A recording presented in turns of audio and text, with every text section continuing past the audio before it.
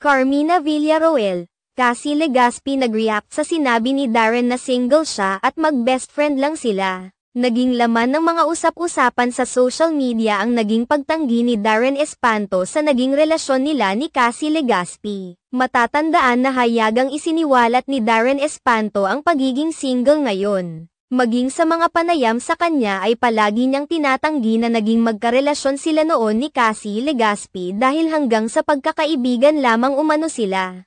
Kaagad na nakuha ni Carmina Villaroel ang atensyon ng mga netizen matapos ang pagbabahagi niya ng cryptic post sa kanyang Instagram page ilang oras matapos magkwento ang kapamilya actor na si Darren Espanto tungkol sa relasyon nila ni Cassie Legaspi. Sa Instagram post ni Carmina Villaroel, ibinahagi niya ang larawan na may text na nagsasabing, "Don't expect the same in return." Mabilis naman na iniugnay ng ilang netizens ang post na ginawa ni Carmina Villaroel sa panayam ni Darren Espanto. Kaagad naman itong umani ng mga negatibong komento mula sa mga netizens kung saan marami ang nagpahayag ng kanilang pagkadismaya sa pagiging pakialamera ni Carmina Villaroel sa mga isyu ng kanyang mga anak.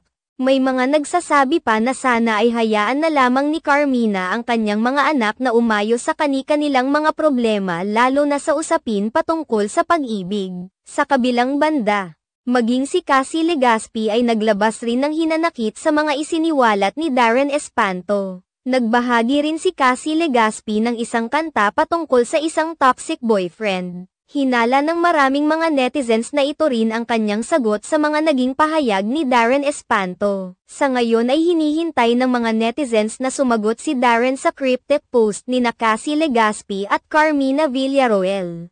Matatandaan na unang nagkakilala sina Cassie Legaspi at Darren Espanto sa Asap Natin To noong 2015 at naging matalik na magkaibigan mula noon. Nagsimulang kumalat ang mga tsismis tungkol sa kanilang relasyon noong 2022 nang magsimula silang magpalitan ng matatamis na mensahe ng magkasama.